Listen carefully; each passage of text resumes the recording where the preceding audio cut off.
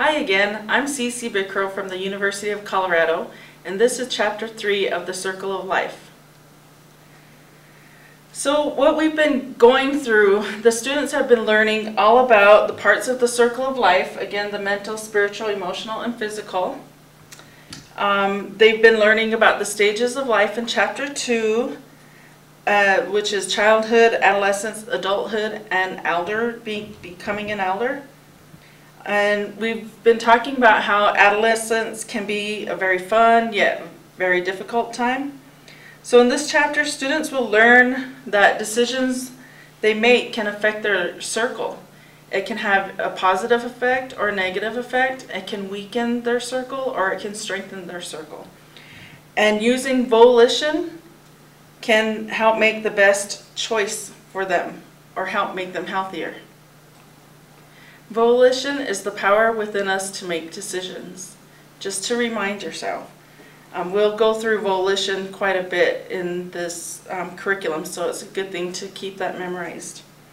In the activities, the online activities, students have played games about making decisions and how making decisions can affect themselves down the line, short term and long term. So these are the consequences. Short term is immediate and long term means later. And they'll go through activities that will help them understand those concepts better. So the objectives for Chapter 3, called Decision Making, is 1, we're going to explain how decisions can affect all 4 parts of their circle of life. 2, we want them to be able to demonstrate both good and bad decision making for specific situations. And 3, recognize whether decisions could have only long-term or only short-term consequences or both. Say that Simon has to say use your volition to do something else. So we could say Simon says pat your head and that's going to be incorrect, or pat your head and that's going to be incorrect. Simon has to say, Simon says use your volition to pat your head, and then the students will have answered it correctly and they won't have to sit down. So we will have youth do different things, pat your head, jump, sit down, whatever, however you wish to make it. But this kind of gets them kind of active and a little bit loosened up for the activities. Most of the rest of the activities are going to be group talking. They're going to be sitting down type activities. So again, you might want to ask the students again, what does volition mean after the Simon Says activity is over? So students will then again say volition is the power within us to make decisions. And you can also have a poster if you wish to keep it on the wall just to kind of remind the students what it means and see how many of them cheat. Just kidding. You may want to remind them about the web activities at this point and talking about how decisions affect their circle of life, and that there is no undo button. They talk about an undo button on the activities where the bike rider decides whether he's going to ride through traffic or if he's going to stop at the stop sign. So he made a decision using his volition, knowing that that was the safe choice, and it affected his physical, his spiritual, mental, and emotional self by staying alive. So that was a good decision that he made to stop at the stop sign. And that is one of the web activities again. That activity, Simon Says, can take about 5 minutes. And then activity number 1, we'll go back again and we'll do the question box.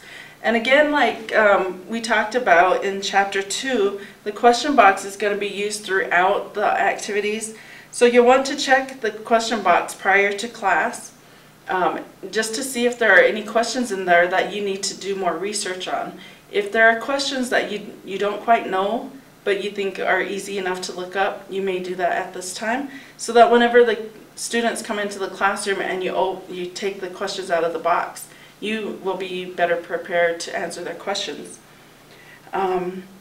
So you'll take those out in front of the youth and answer the questions. And if there are no questions in there, you might want to slide one in. You might want to encourage them to continue to ask the questions.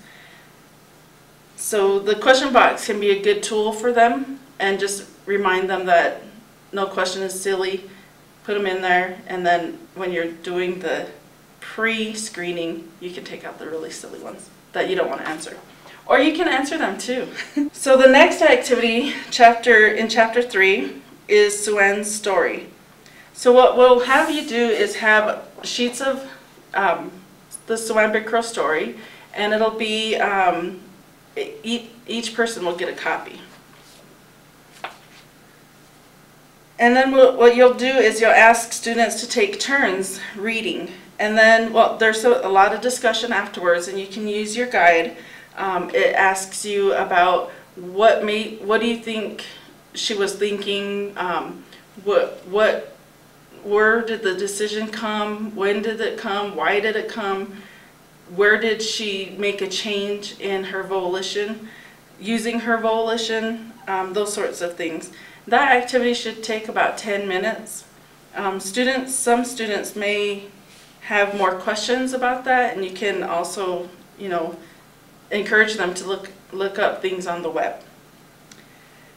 The next activity in chapter 3 is chapter 4, is consequences, and this is where we're going to really define the short term and long term, and you may want to use a board similar to this and just set it up there for them to be able to revert back to. So the purpose of this activity is to help youth realize decisions have both short-term and long-term consequences. It's about short-term and long-term consequences, and it will help youth realize that decisions have both short-term and long-term consequences.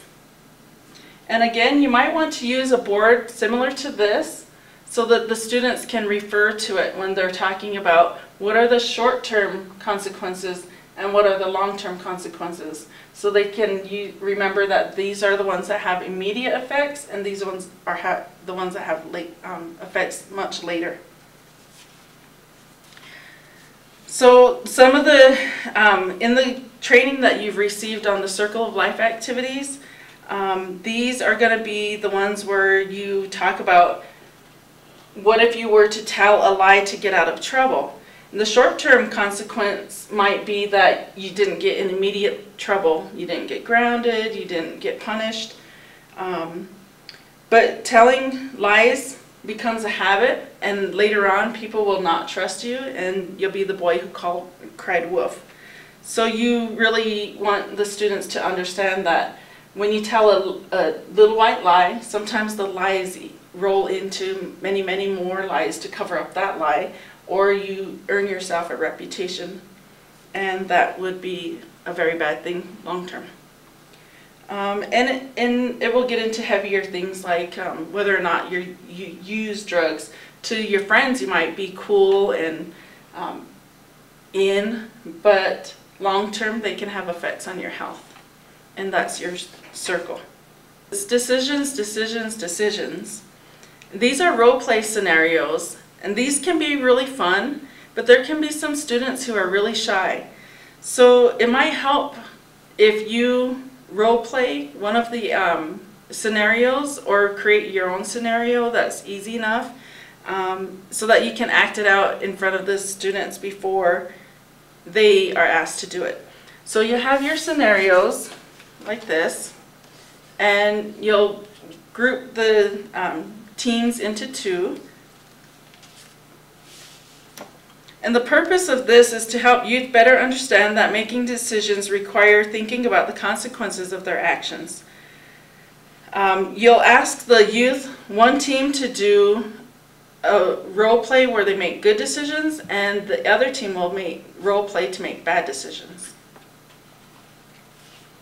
And then you'll do some discussion afterwards. So for example, Billy and Joe have been best friends since kindergarten. Today, Joe wants them both to skip school and go to the rodeo. Billy does not want to disappoint Joe, but he does not like to get into trouble with his parents or his teachers. Also, they have a math test today. Joe is really putting a lot of pressure on Billy to go with him. What will Billy do? So, the scenario where Billy decides to stay in and do homework would be the good scenario. but you don't tell the rest of the class until they're acting it out, and then you ask the class, was this a good decision or the bad decision? And then they also get to have some discussion about that.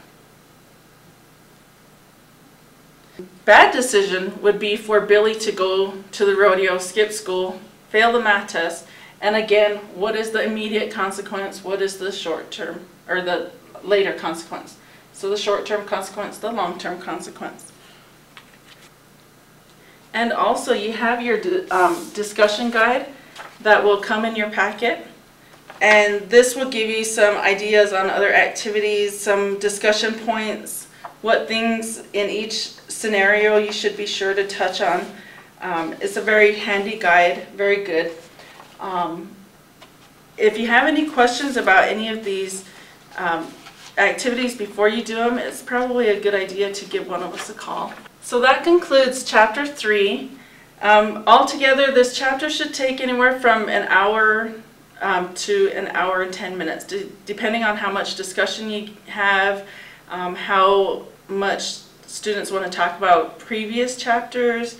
It's always good to give a little bit of a review, and so that they're continuing to retain the information.